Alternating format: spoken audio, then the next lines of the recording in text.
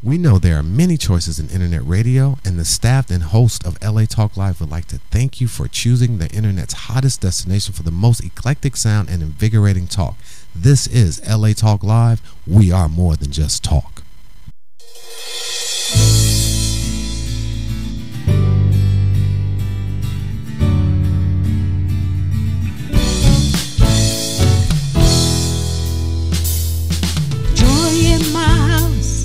Joy in my house, joy, I got joy. Welcome, ladies and gentlemen, to Joy in My House, inspirational reality radio show with a touch of recovery. A reality radio show where nothing is left unsaid. And no one is insignificant who shares. I'm joined here by my co-host and author of Shaped by the Master's Hands, Lolita Robinson. Good morning, how are you? Welcome to another day of Joy in My House. Welcome to another day. You know, at first I thought it was going to be me and Peter who did the show today because Van wasn't here, our lovely guest wasn't here, you weren't here, and I'm thinking, oh Lord, what's happening?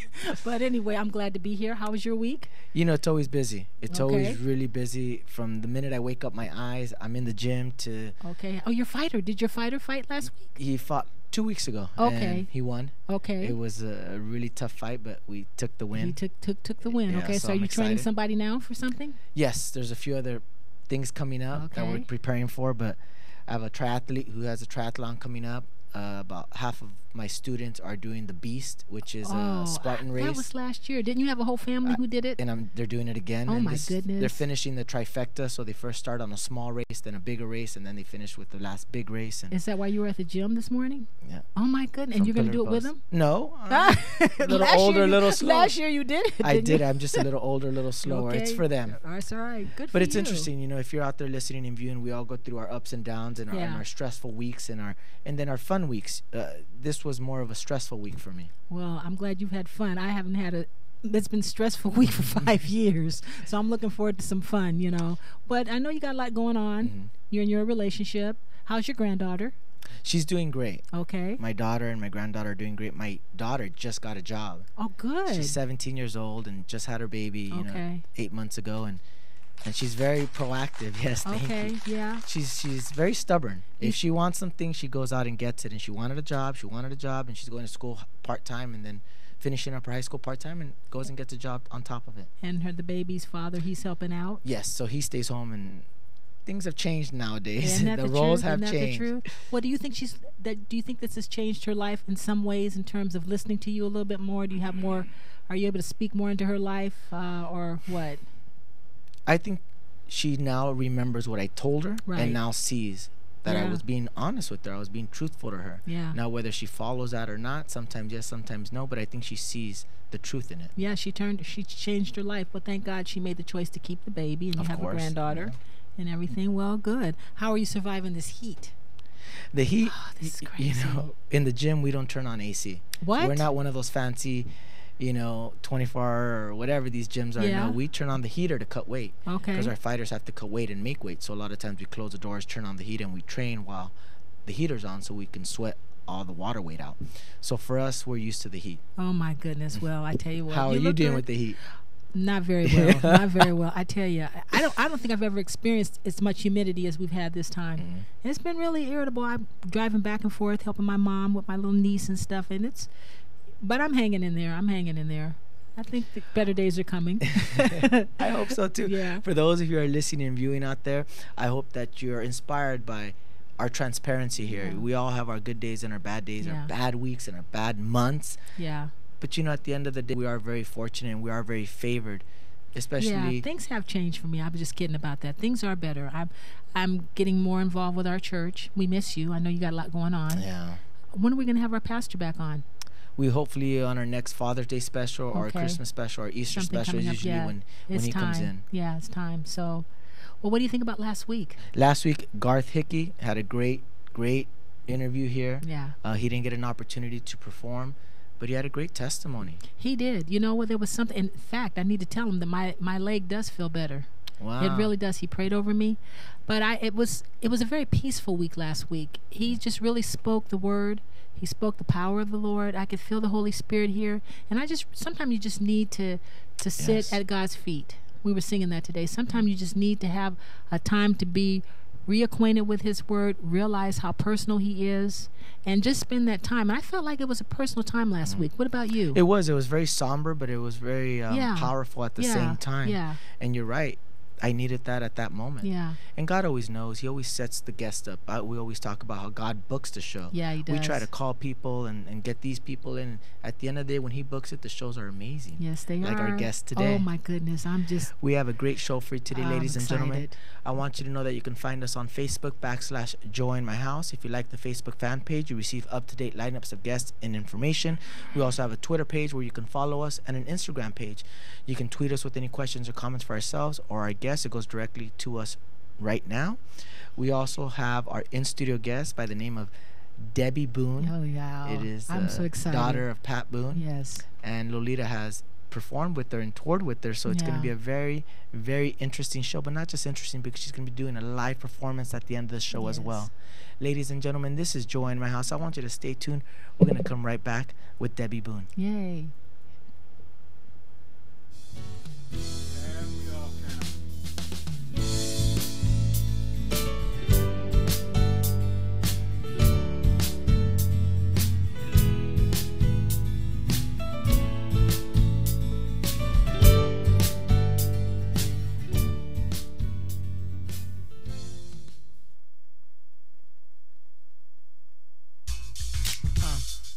Hi, this is Rhonda Ray, inviting you to join us every Thursday, 6 p.m. Pacific, for Hot Chicks Live. Join us as we discuss the latest fashion, entertainment, sports, and more. So don't forget to tune in to Hot Chicks Live every Thursday, 6 p.m. Pacific, exclusively on latalklive.com. You can also catch us on iTunes Radio R&B, Live 365, Radio Flag, TuneIn Radio, AHA Radio, TiVo Radio, and Apple TV Radio, or watch and listen directly at latalklive.com. Reality radio handcrafted for your listening and viewing pleasure. This is LA Talk Live, and we are more than just talk. You're listening to the Van Eric Rock Show. I'm your host, Van Eric, daily, Monday through Friday, here only on LA Talk Live. We're more than just talk.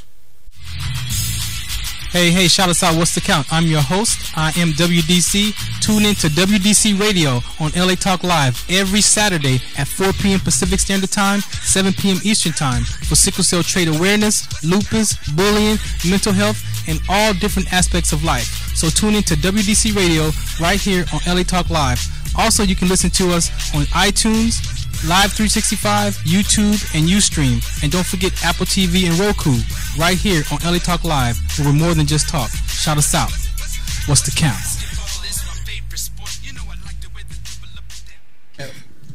Hi, this is Araceli inviting you to join us every Sunday at 2 p.m. for Veterans Day Live. Join us as we provide info that will help all military personnel, so don't forget to tune in to Veterans Day Live every Sunday at 2 p.m., exclusively on latalklive.com. You can also catch us on iTunes Radio R&B, Radio Flag, TuneIn Radio, Live 365, AHA Radio, TiVo Radio, and Apple TV Radio, or just watch and listen directly at latalklive.com. Reality radio handcrafted for your listening and viewing pleasure. This is LA Talk Live, and we are more than just talk.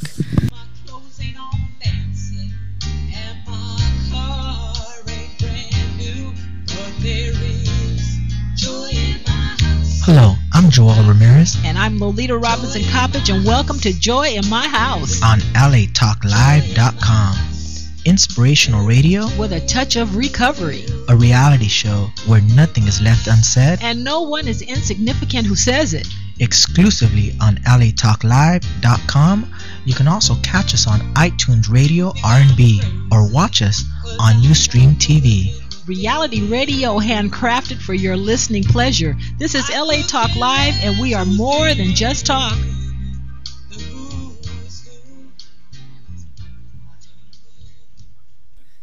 Hey, this is Trisha Mann Grant, And I am inviting you to join us every Sunday at 4 p.m. Pacific Standard Time for Gospel Rhythms Heaven's Party here on Earth.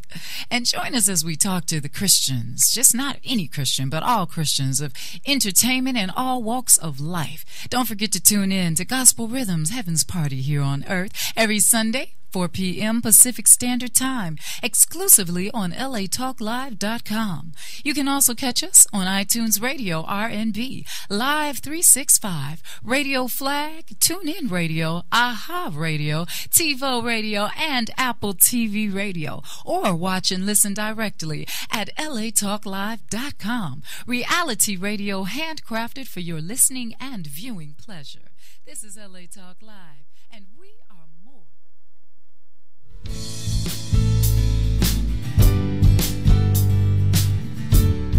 Welcome back, ladies and gentlemen, to Joy in My House, inspirational reality show with a touch of recovery.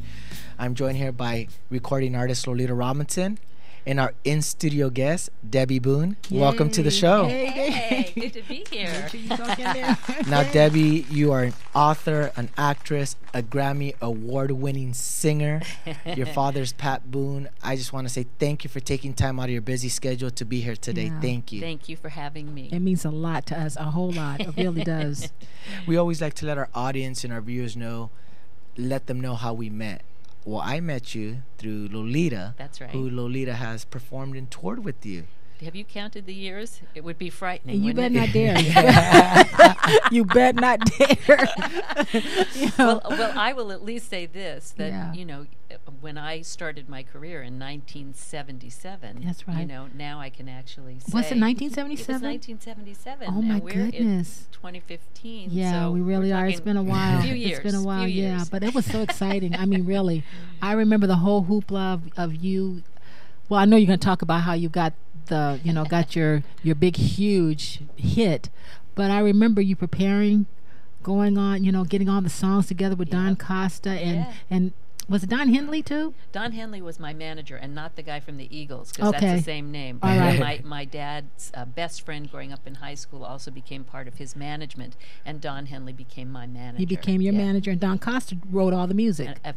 A legendary arranger. Yes, who he worked was. with people like Frank Sinatra, and he was doing all my arrangements and conducting for us. Oh, gosh, Yeah. Debbie, you know what? I don't want to get ahead of myself, but just watching it, being a part of that, I wish I could go back and do it again. It was so much. I think I didn't take it in at that time. Did you realize what was happening? No, not at all. We can look back now and go, wow, I wish I could have appreciated every second. I think that's part of growing up. Right. You're always trying to get to the next thing and speed ahead, and as you get older, you realize every moment is precious and every moment is rich, and sometimes you're not present for it because you're just in a spin. And you weren't, and you were so young. That's the thing. I didn't realize how young you really were. We were young, but these days, when you think of all the huge performers like, Taylor Swift or somebody, I was 21 when I recorded You Light Up My Life. Right. And that's like a has-been these days. Yeah, but well, I don't want to get ahead, but it shot you young. way out into the hemisphere. I mean, Yeah. So I can't wait. Okay, Why don't we let our let's talk audience about- and viewers get to know you just a little bit? You were born in New Jersey. Hackensack, New Jersey. Yeah, my dad, Pat Boone, was doing a live television show at that point in New York called Pat Boone's Chevy Showroom. And it was something that doesn't exist anymore, a variety live show, an hour show done live like you're doing here, but on television, learning, many songs and performing with great people and choreography and sketches and live commercials and all of this kind of thing. And that's what he was doing with 4 young kids living in New Jersey. He was commuting into the city, into New York City. I didn't know that. I read your book, but it was a while ago, so I'm going to be refreshed on this. So, okay. Well, you were the third of 4 daughters. That's right. Now, how was that? It was fantastic, but they had them fast and furiously. My mother had a baby less than 1 a year, because I'm only 11 months apart from one of my sisters. Wow. So every year she had another daughter. So we're 3.5 years apart, all 4 girls. And we're very close-knit family, and it was very organized. As I grew up, I didn't always like being one of 4 girls, that my mother dressed alike. We had the same Yeah. The 50s. You know, we had the same little pixie bangs. I do remember pictures. Same clothes. Yeah. And I was always looking to be different and find my own identity. And so you were the rebel. Were you the rebel? Kind of. Okay. Kind of, yeah. Would you consider yourself strong-willed at that point? Strong-willed is a big thing now because I'm around so many today. Were you a strong-willed child? I think I was probably one of the more strong-willed in the household. But we all have our strong will in different areas that are important to us. And sometimes it doesn't happen until you're older. I kind of am grateful that a lot of my struggle to find out who I was and push the boundaries happened within the safe confines of a family life instead of out there on your own where the stakes are higher, you know. Good. Well said. Yeah, very well said. Because it's true, when you have a good, strong foundation and a good circle of family, you know, you veer out a little bit, but they're able to reel you back in. That's right. When you don't have that, you go out a little bit, nobody's there to reel you back in. That's right, and you can pay a heavy price. But you had a hands-on mom, though. Very hands-on and parents. Very prayerful, Absolutely. too, huh? They were prayerful. They were very dedicated and committed. And even though my dad traveled a lot, when he was there, he was there. And he commanded a lot of respect, so we weren't going to get away with much when he was in the house. And my mother knew to say, wait till your father gets home. Wait till your father gets home. It worked. What was it like having a dad who was, and he's still handsome to me, I mean, to be such a heartthrob? You didn't know it, right? No, you just grow up knowing what you know. Okay. And he was daddy, and you know, he was a great fun dad, but he was also a strict dad. And it really wasn't until we started traveling on the road with him and starting to see the audiences respond. I remember the kind of awakening for me how famous he was when we went on the road for the very first time to Japan. And the Japanese fans were screaming like girls screaming for Elvis. And we'd never seen our dad in that kind of a light before, where girls were crying and throwing things at the stage. And it's like, that's my dad. Really? Well, for the viewers and audience who don't know Pat Boone, why don't you tell us a little bit more history regarding your father, Pat Boone? Well, he had many hit records. In fact, he's broken a lot of records, and I think a lot of his career is unknown to a lot of people. But he was right up there vying for the attention of the young fans with Elvis Presley. That was his age. And you were either an Elvis Presley fan or a Pat Boone fan, and a lot of times it crossed the divide of whether you were, you know, conservative or if you were a wild child. Because the good girls liked the guy that wore the white bucks, clean cut, family life, had kids and married, and Elvis was wild, you know. And so part of my rebellion, which I think is kind of humorous, is I joined the Elvis Presley fan club when I was a new teenager. You did. So your father's recording rival is Elvis Presley, and what do? You go and join his fan club. That's what I did. What would your dad do? You know what? He was very cool about it. You know, he let me, in that context anyway, he let me, you know, test the waters and enjoy the music that I was enjoying. What were your sisters doing? Were they laughing at you or just kind of? You know what? Yeah, I don't think my sisters paid much attention to it. So they were, you know, that's so funny. My own little. That's great. Well, you have a rich heritage. You need to talk about your mother's side too, Red Foley. That's right. I your have mother's music side, you have all a over the huge place. Family. My mother is the daughter of a country and western gospel singer from the Grand Ole Opry. He's one of the original guys of the Grand Ole Opry, and a radio show called the Ozark Jubilee. Wow. His name was Red Foley. And he had the first million-selling gospel recording, and many million-selling records. And he was a brilliant performer. You can find things online of him performing. Did your mother sing with him too? Yes, she did. She became a part of a singing group that sang with him called the Anita Kerr Singers, and she gave that up to marry my dad and raise 4 kids. And her mother also was a singer and sang with her dad, named Eva Foley in real life, but her stage name was Judy Martin, and she recorded a lot of duets with Red Foley. So there's music everywhere. I married into a musical family. Oh my God, your mother-in-law, we haven't even gotten to all of that stuff. Yeah, well, wait a minute. I forgot Davy. What's his name? Oh, Daniel Boone. Daniel Boone. You were going Davy Crockett. I saw you. You know, all you guys look alike. I'm sorry. Daniel Boone, somewhere in the family lineage. I think my dad's fourth great uncle. That's what, girl, you are. We got royalty here today. I mean, my gosh, Debbie, that's a pretty rich heritage. You know the truth. You know? There's nothing real royal about me. No, yes, there is. You're awesome. You know, and you're still the same. That's what I love about it. You really are. You never did. It never went to your. It never went to your head. It never didn't. You know, I think at times it did, but I was so surrounded, as you were saying. So you knew how to hold it in? Well, they were just, I had good people around me who reminded me who I really am. Okay. So if I ever did start to think I was special or that somehow I wasn't on an equal par with every single other person, right. There was always something to bring me down to right size. All right, girl. Okay, you said it well. Okay. Well, I wanted to touch on that. You know, you grew up in a strong foundation of family. Were you a church-going family? Yes, always. And that church and spiritual journey of my family had its transitions, as all of us have those growth experiences. But my family was they were members of the Church of Christ, a very fundamentalist church where we grew up, where they didn't even believe in instrumental music in the church.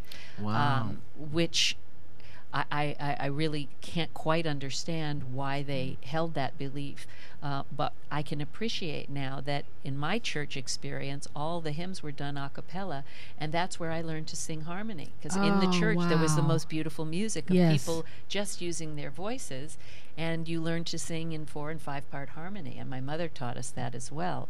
So I really, I don't look back with any kind of regrets. Mm-hmm. I've changed a lot over the years from that foundational upbringing, right. And so have my parents and my sisters. But it was a beautiful time to grow up and going to Sunday school. We went to church Sunday morning, Sunday night, and Wednesday night, non-negotiable. Right. We were a church-going family, right. and unless you were really sick, you were going. you know, even if you had homework, it was like, figure a way to get it done. You're going to church. Well, did you get tired of it? Yeah. Okay. Oh yeah. We went to vacation Bible school in the summer, and boy. you know, some of that was really fun, and some of it wasn't. You know, but that's who we were, and it was not up for question. You know, that was just who we were, and sometimes you resented it, and mostly I look back on it and I really appreciate it. Now as you can part of my appreciate it journey. now. Yeah. Well, you know, it's interesting that you're touching on that, because nowadays we got to respect our kids. It's so funny. Before, the kids used to respect the parents. That's right. Now I got to give them their privacy. I got to ask them. It's everything is so backwards nowadays, where before it was like the kids respected you and you reciprocated. But now it's like you first have to now respect your children. I think there's a balance. There's really a balance. It isn't just about an authoritarian figure and you have to do everything they say. It's a loving balance of give and take. And yes, when you're young and before, you know, you're old enough to really make your decisions, then somebody has to be there in a protective, loving way, helping to guide you. And my parents were really great at that. Sometimes, in my personal opinion, I think they were too strict. And sometimes I didn't learn to make the decisions that I needed to learn how to make at a young age. And I had to learn that later, because somebody always told me what to do. Well, let's talk about that. That's because a good point, Debbie. That is a good point. But go ahead. No.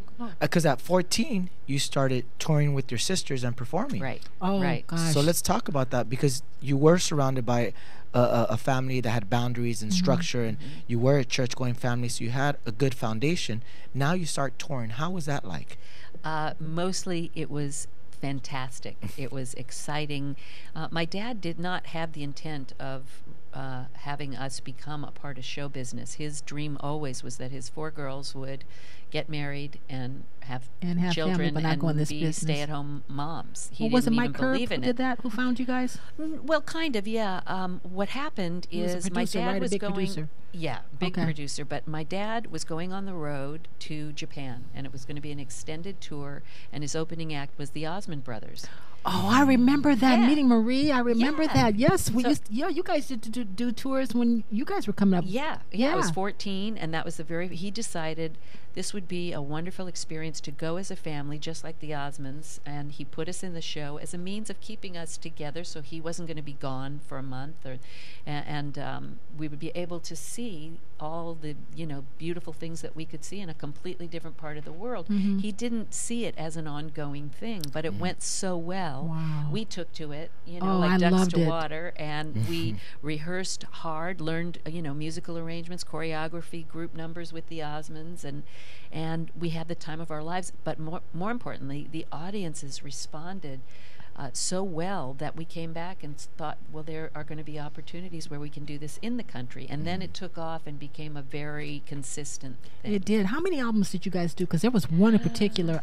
I listened to that album. It was the one I think Marty's song, "The Lord's Prayer," was on it. But your sister, you sang it with your sisters. Well, the Lord's Prayer was on my own personal album, okay, not the sisters. The Boone girls did 5 or 6 different albums together, and then we recorded Boone family albums as well. And then I started recording on my own. But my first album, my sisters were on a lot. I think I had I listen to your stuff all the time. I've always been a fan. I'm not kidding. Your voice is incredible. Thank you. It really is. I mean, I knew you before you didn't we all go to the Vineyard School? Yes. Ministry? We all went to Bible school, yeah. We did. Yeah, I did not want to go to college. I was not an academic. I really didn't enjoy school. Mostly because of testing and homework. I was creative. I wanted to be creative. I didn't want to be, having my nose in a book and taking a test, and I didn't test well. I think had it been in vogue at the time, I probably would have been tested and found to be ADD or something, where the right and left brain was misfiring in some big fat way. Because I know now that I'm not dumb. I'm like you. I was never mine either. You just had more creative side. Yeah, so I went to Bible school because I did have a heart to learn more about God, and that's where we all were, and that's where I ended up. Well, I was going to Bible studies in Ken Gullickson's home is where I met my husband Gabri, who was attending there. Right. And then we both decided to go to this Vineyard School of Discipleship. That's where we are. And that's where I learned a lot about the Bible and a lot about, that's where my own journey with the Lord was really grounded and became personal and not based on a family direction. Wow, Debbie. Well, I wanted to touch on, because you did record and release singles for Motown. You made some secular pop music featuring you as a lead vocalist. But during these years of success, did you face any challenges or witness any dysfunction? We always like to talk and be transparent about some of our struggles or some of the struggles that we saw. Did you witness any of that? Because you're in the limelight at this point. You're up on stage. Is this before she got You Light Up My Life? Is this what he's talking about? Because you were doing a lot of demos for people too, weren't you? You know what? I went in the studio on occasion and recorded people's songs just because I knew them from church or something, and it was fun, and I loved doing it, but never to be a solo artist. We were doing the Boone family thing, and that was a little bit of a struggle, where I had a lot of opportunities before I ended up going on my own, people pursuing me and saying, "You've got a great voice, you should be doing your own thing."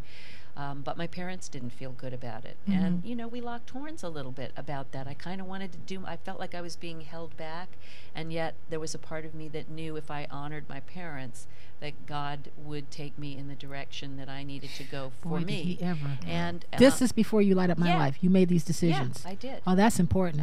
You need to see that again. You surrendered to your family, and God really honored that huge. Yeah, because I thought my parents were too strict, and we locked horns a lot over their restrictions. I was 18 years old, and my dad had it in his head that nothing good happens after 10 o'clock at night. That was how conservative he was. We know now, there's some don't truth we? to it. Yeah, absolutely. Yeah. But even Bible studies and fellowship after a Bible study, that where people were hanging out past 10 o'clock, and he's like, come on, get yourself home. At and the I'm house, thinking, I felt like I wasn't being trusted, and that I wasn't being given any credit for. And so there was a little of that friction that happened. But I remember a big lesson that I learned when I was wanting to fight with them. I'm still living in their house, and they're paying for everything. That if I honored my parents and prayed, that God could speak to them as well to start loosening the reins. And I think that was a big lesson for me. And I think my parents started to realize when I quit fighting, it's sort of like when you're in a tug of war, when one person lets go, there's nothing to fight with anymore. Exactly. And things changed for me when I realized that. So did you have a desire in your heart? Like you said, you never thought of yourself as a to have the career that you were going to, as a little girl? You never saw yourself as a soloist? And Oh yeah, I did. okay, I did. but you just never vocalized it or let people really know, or I just didn't know what the timing of it would be or how Okay. it would happen, but I Yeah. knew that's what I wanted to do and what I was gifted to do, mostly because as a little girl, when we would sing in the house and my mother would have us sing for company, I'd get a lot of attention, like, what a little girl with a big voice, you know? sure? Oh, And a gosh. lot of attention Yeah. for, like, oh, she's the only blonde and blue-eyed And you look one. just like your father. Well, I do, except for that he had brown hair and Yeah, brown eyes. okay. But with my sisters all dressed alike in the same haircut, the only thing that set me apart was blonde hair and blue eyes. And I realized I was always struggling to be different. Right. I wanted to have something that was mine and not just be a part of things. And They never felt that way? not as much as I did. Okay. Not as All much right. as I did. Yeah. And I have to say, on my sister's behalf, which I've never quite understood, when I did have success on my own, none of them were jealous Oh, and they resentful were- or no, competitive. they They were were so not. supportive. Oh, Well, let's talk about Lori's that. my girl. That's Yeah, my I'm- younger sister, and, Lori. and Lindy and Cherry. I never Yeah. got to really know Cherry Yeah. well because I don't know. Cherry was She married, was married and she was, doing her own thing, doing her living own in thing. Seattle, yeah. Doing her own thing. But Well, let's talk about that because you were encouraged to go and do a solo career. Mm-hmm. And when you did, your first solo career, your first single was Light Up My Life. Yeah. And that's the one that hit big because it was a movie. Huge. It was featured in a movie by the same name. Yeah.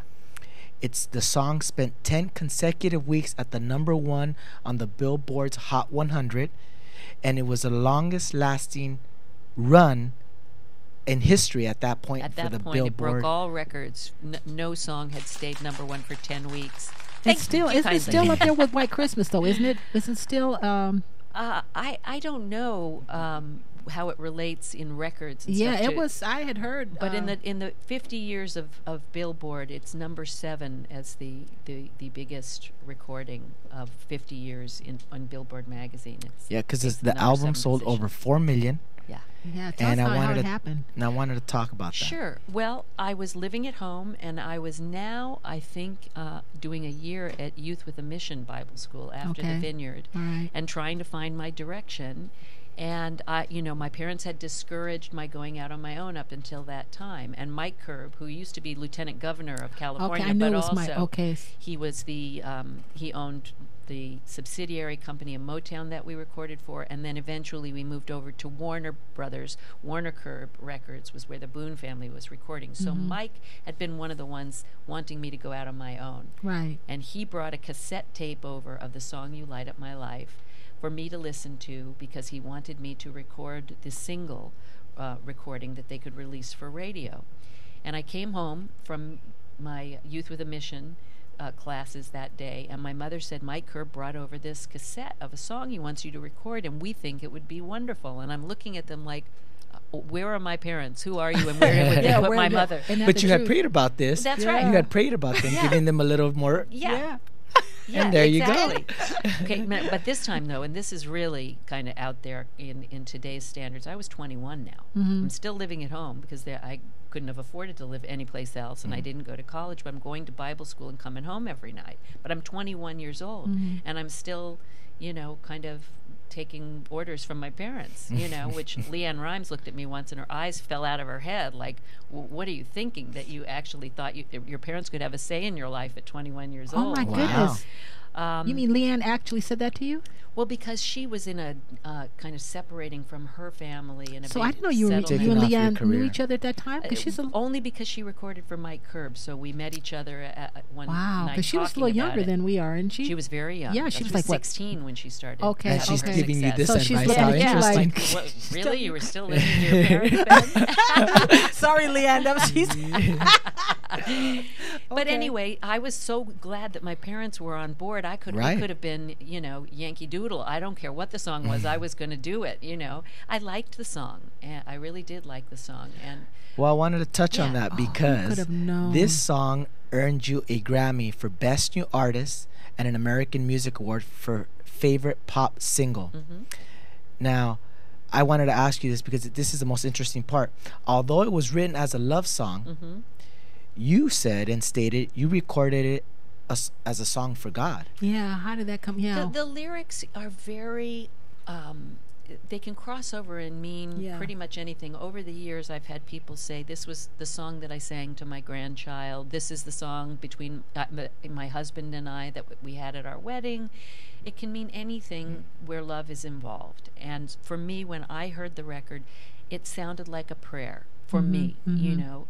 I mean, about light coming into your darkness and not being alone, and those kind of lyrics for me became a prayer and kind of the story of my relationship with God.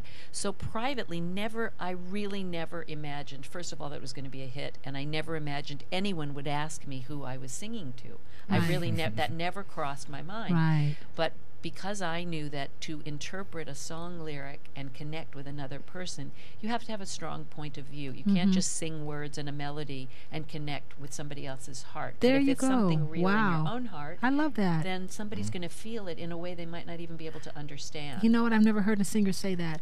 I like writing, you like writing. I'm the point of view from a writer, but I never heard anybody say that from a singer's point of view. That's awesome. Yeah, no. So that's how you interpreted your songs. That's what you... Yeah. Yes. Wow. What am I really thinking about? Wow. What am I saying here? And what do I want to communicate about what's true for me?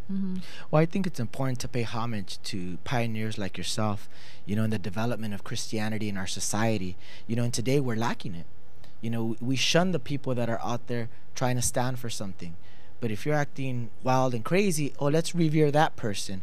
But when you actually stand for something that's faith-based, you're shunned. So I want to thank you for that, first of all, because you and your family are one of the pioneers of bringing Christianity also to the forefront. I think so. You know, I certainly would not call myself in any way a pioneer of that. And you know, in full disclosure, I never intended to be known as a Christian singer. I wanted to be a singer. I've always wanted to have what they quote unquote I hate the division of secular and Christian, because I sing as a Christian, but I don't always sing Christian songs. Right, you know, absolutely. That's right.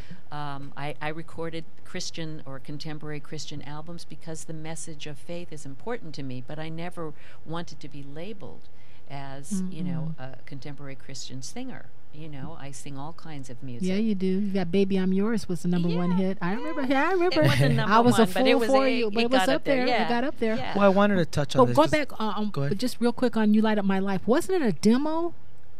It wasn't even the finished product, from what I understood. No, what happened was, and this is a very bizarre story. Yeah, the way it got out. Yeah, it was recorded for a movie by the same name.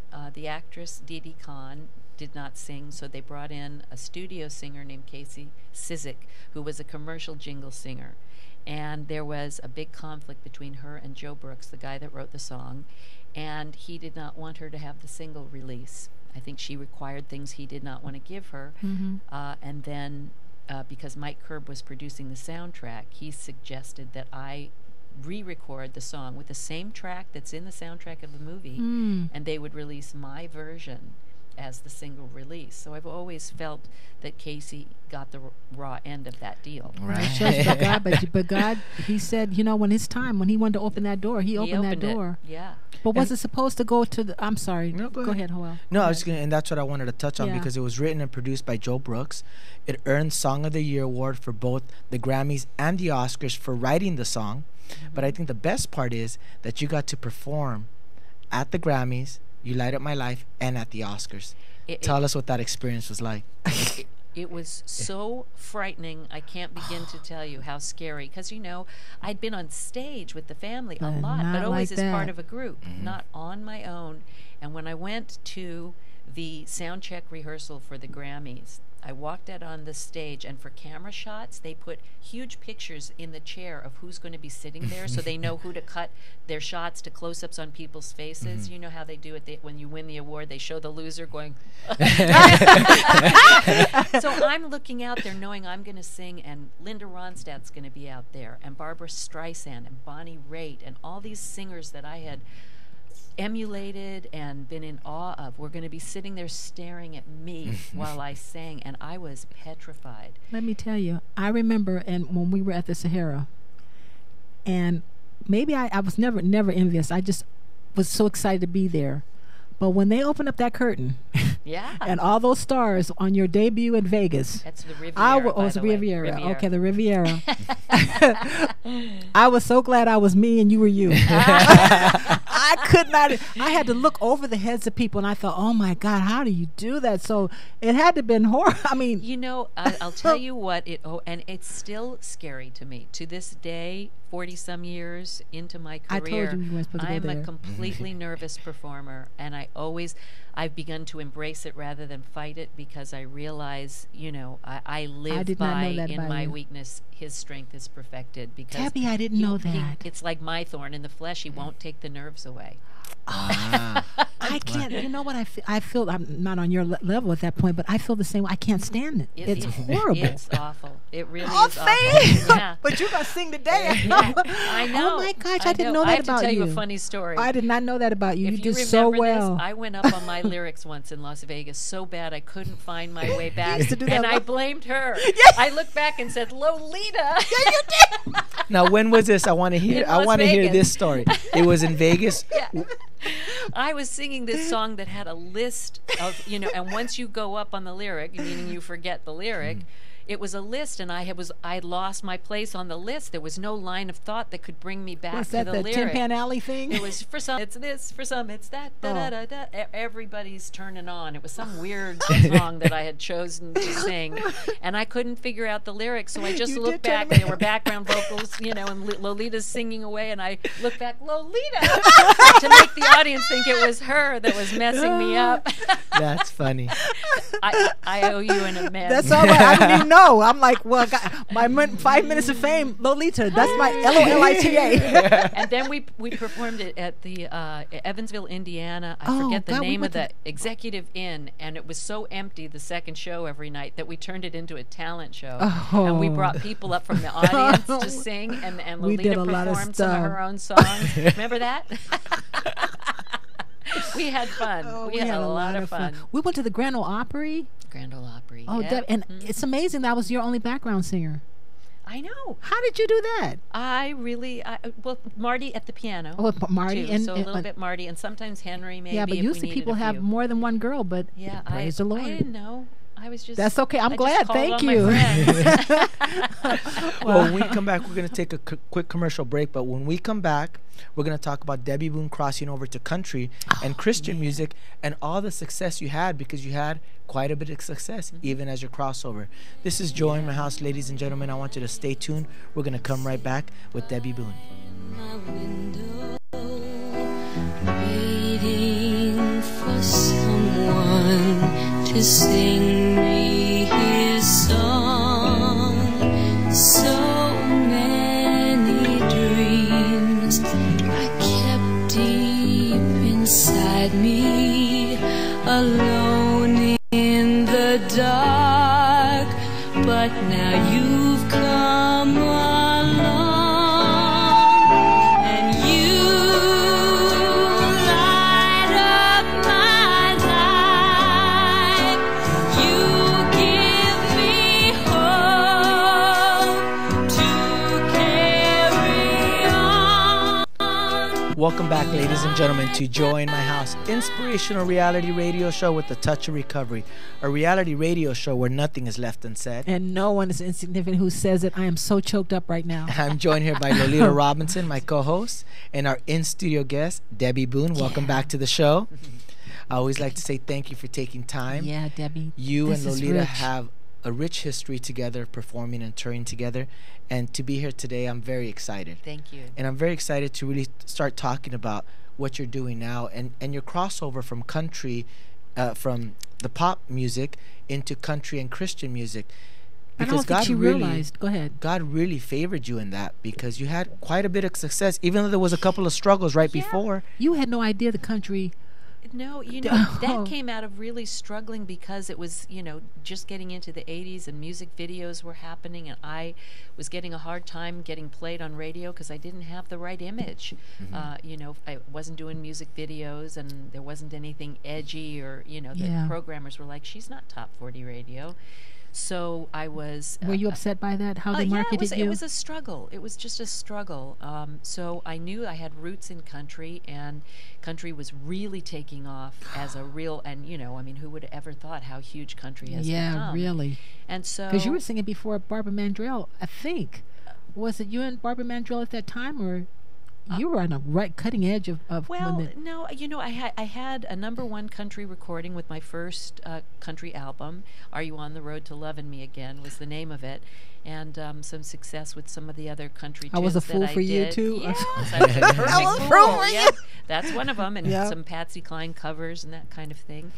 And I almost signed a country music contract, but I decided that's not who I really am. It's part of who I am, but I don't want to be labeled as a country singer. Okay. I decided to do my first contemporary Christian solo album. I'd done others with my sisters. Right. And again, I didn't want to be labeled as that. But now, I that was you wanted and to Marty, sing. right? Well, Marty, I did some of Marty's Marty songs, Getz. but it was a guy named Brown Bannister was my producer. Brown Bannister, and, yes. I went to Nashville and I recorded a couple of different, several.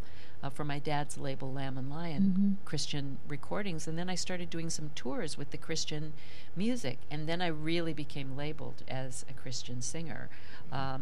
And are you upset about that? Were you? I was a little frustrated, especially because even then I was still growing in who I was and what I wanted to sing about.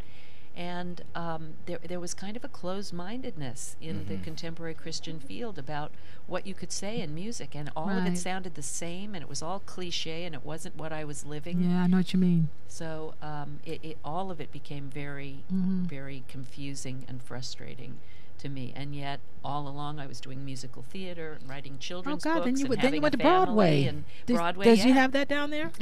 Well, I was going to let her touch on it, but you did win a GMA Dove Award and 2 more Grammys, and you released your Christmas album, Home for Christmas. Now, I wanted to bring that up because every year I buy a Christmas album. Right. Oh, that's what you were talking about. That's what I do. I have okay. Justin Bieber's. And he came out with this. See, I didn't Rod know. Stewart's Christmas album. So I really like to buy a Christmas album every year, and I just listen to it all through the holidays. Well, I want Home for Home Christmas. I love And this that included album. a duet with your You did. mother-in-law. My mother-in-law, Rosemary Clooney. Oh, let's yeah, talk we got to about bring that. Rosemary. Right. I married the son of Rosemary Clooney and a great actor named Jose Ferrer. He's one of 5, and Gabri and I have been married 36 years as of Congratulations. September 1st. Are you Isn't that kidding? crazy? 36 years. Yeah. Wow. And his mother. I was there when you guys recording and the whole bit. I mean, the wedding. Oh, my gosh, Debbie. Yeah, 36 years ago. And Rosemary Clooney is one of my idols. I wasn't that familiar with her music when I married my husband, but because I got to know her well and start to really pay attention to her body of work, I realized I had just fallen into the best masterclass of my life, learning from Rosemary. And I got to work What with was her. that like? Because you were on there. You were the youngest one. With her, wasn't she singing with other ladies too? 4 other ladies? She did 4 Girls 4 with other contemporaries, but I was never part of Okay, that I show. thought you were part of joined that. her in her Christmas shows. Okay, And that's okay. why she was willing to come into the studio and do a duet with me. And that's kind of a signature song for her, White Christmas. Yes, White Christmas. From the movie. Oh, wow. And we did a duet on my Christmas album, and that meant the world to me. And it still kind of brings me to Yeah. tears at Christmas time to hear her voice singing that song. Debbie, you had, oh gosh. See, back then I was young. I didn't pay attention. Yeah, me I'm paying neither. attention today. I mean, the rich history of this, the Yeah. rich history of your life. But I like what you said earlier about, sometimes we're so young and we're looking for the next step, Yeah. the next That's a echelon. good point, yeah. So we're never present in the moment because we're always thinking of the future. And it's interesting because at my age now, I'm in the same place where I did such amazing things and had such amazing mentors, but never took a picture, never. I was just in my own little world.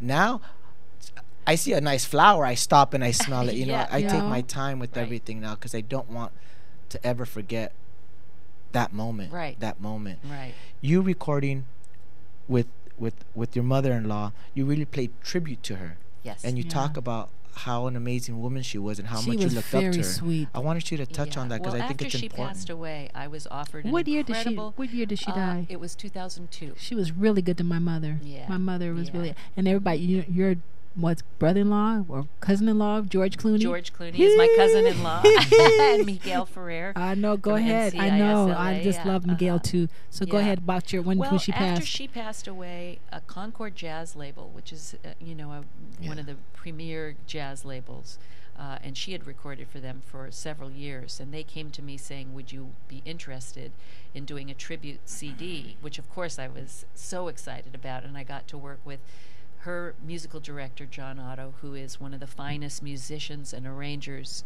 ever. Mhm. And he contracted all the A-list jazz musicians, and I did a very personal I remember tribute to that. her, where I could tell stories about her and her family and my relationship with her. It wasn't just covering her big hit records. It was songs that enabled me to go out on the road and sing them and tell stories about her and about Mhm. us that people didn't already know.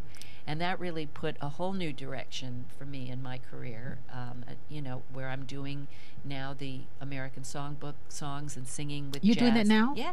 Oh, Yeah. Debbie. Yeah, all over the country, and I have a new Wow. CD. Even after Reflections of Rosemary, now I have one called Swing This, which is about the music in Las Vegas in the '60s, like with the Rat Pack, and that was when I would go to Vegas and Yeah. be with my dad performing in Las Vegas. So I'm loving doing this That's- kind of music as well. Well, we didn't even get. Man, we haven't even talked about your 4 kids. I mean, you've got such a rich. You know the climax for me when we were in Vegas is when you sang to your father.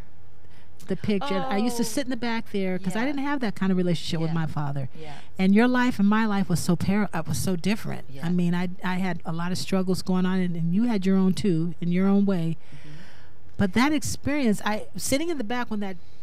All the pictures of me growing up with Yeah, my singing dad. to your dad. Yeah. What was that like? And it was a Barbara Streisand song that I had grown up loving. It was called My My Pa. Pa. My Pa. My Pa. Yeah. Yeah, and it was. Do you remember it? I just remember the beginning. My pa can do most anything. Da, da, da, da, da. I can't really. It was a lot of years so ago. Beautiful. But yeah, I did a montage of pictures of my dad and him in baby pictures with me and that kind of thing, and honoring him. She in that did. She would moment. sing Yeah. there, and I remember sitting back there. It was the first I felt like God spoke to me when I was back there by myself and said, "I'm your father." Mhm. And he started revealing himself to me that he loved me the way that your dad loved you. I remember that was a healing part, but that was so special. Yeah. I Yeah. mean, that is so special. Yeah, I'm so fortunate and so blessed. And he's still going. He's still going strong. Crazy. He's as still, ever. still going strong. Had an Wow. opportunity to meet your father at the Beverly Hills Wilshire.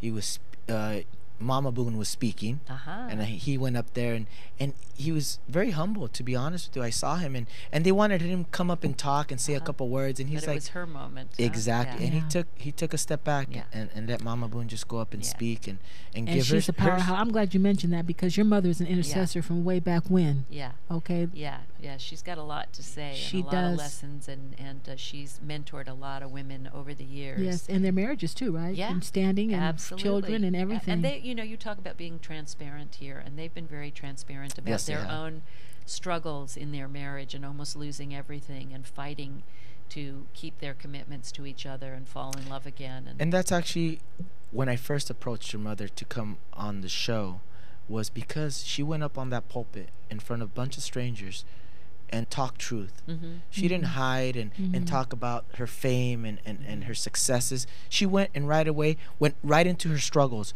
and her challenges, and then how God really held her hand through the process of healing, which I thought was amazing to have the Yeah, you legacy told that me she about has. that. Yeah, you came Yes. back and told me about that. Yeah. The legacy that your family has Mhm. to be as transparent. I think that is the hope and inspiration that we want to hear, especially as hurting people who are being challenged and going through struggles. And that's why I think it's important that you're on the show today. It's so profound for me Yeah. to have somebody with your legacy to come and share your testimony. Yes. Thank you. I know you're going to get a chance to sing, and through you, I got to meet Kathy Lee too. But we won't go into all that. right. You and Kathy, didn't you guys ever perform together, or you were just good buddies? We never performed together. Okay. No, we just hung out together. Okay, And okay. then, her husband at the time was our conductor. Was for your a while, conductor? yeah. Well, I don't want to keep talking. I know you're going to sing. Well, ladies and I gentlemen, can't we have believe a you said you're great- nervous. You're going to do it. we All have right. a great show for you today because today Debby Boone is going to perform. So we're going to go to a quick commercial break. When we come back, we're going to have Debby Boone perform live. The Lord is so good. You're not going to want to miss. This is Joy in My House. I want you to stay Yes. tuned. We're going to come right back.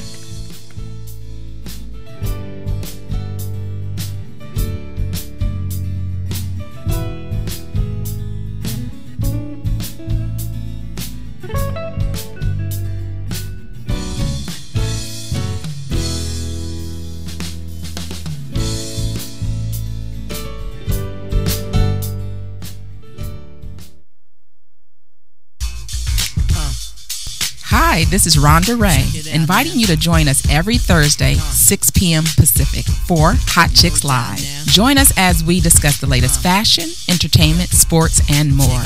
So don't forget to tune in to Hot Chicks Live every Thursday, 6 p.m. Pacific, exclusively on latalklive.com.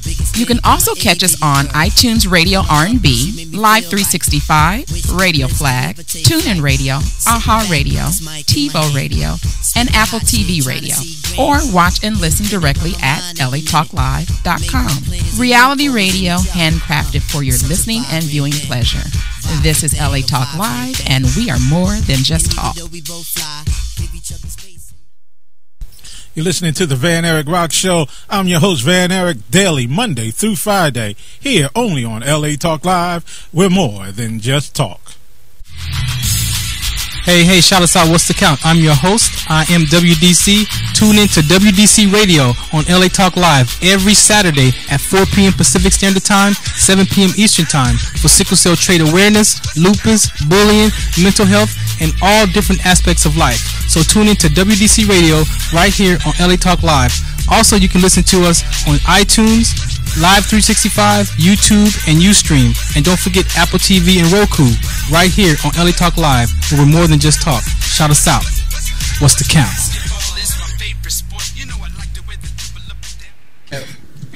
Hi, this is Araceli inviting you to join us every Sunday at 2 p.m. for Veterans Day Live.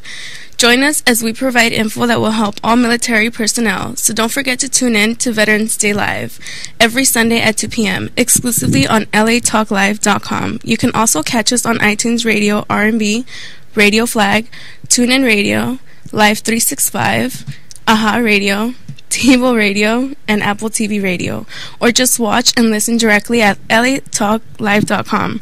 Reality radio handcrafted for your listening and viewing pleasure. This is LA Talk Live, and we are more than just talk.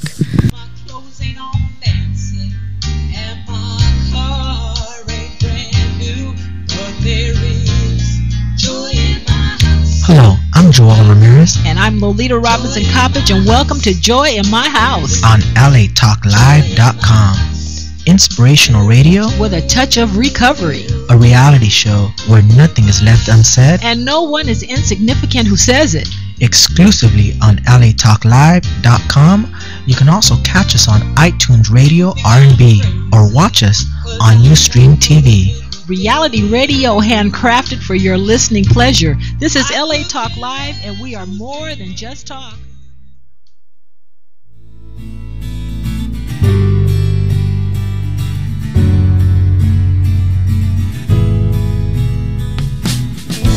Welcome back, ladies and gentlemen, to Joy in My House, inspirational reality show with a touch of recovery. A reality show where nothing is left unsaid. And no one is insignificant who says it. I'm just choked up. I'm joined here by Lolita Robinson, my co-host. Glad to be here. And I want to welcome our live performance by Debby Boone. This is The Lord is So Good. Okay.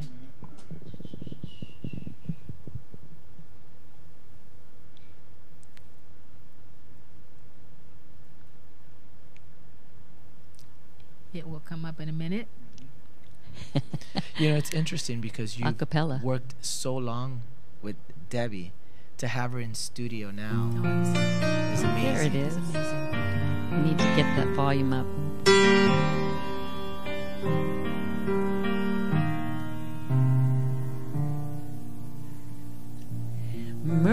merciful and gracious, so slow to anger,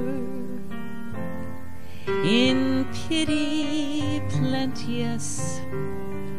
Oh, the Lord is so good. He'll not always chide us, nor let his anger or wrath abide upon us. No, the Lord is too good. He's not rewarding me according to my iniquity, nor treating me after my sin. No, I'll enter in to his throne room with boldness when I've a hunger for his forgiveness. For the Lord is my good. He is not rewarding me according to my iniquity,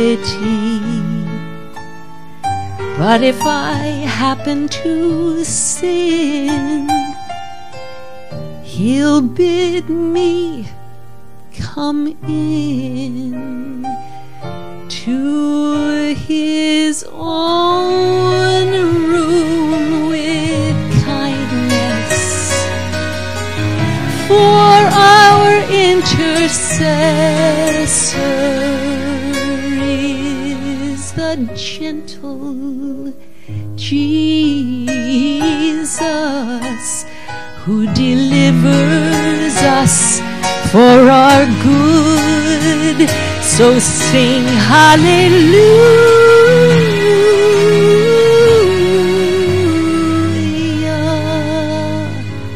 to the Lord.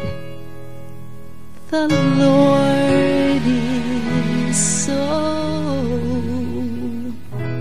good.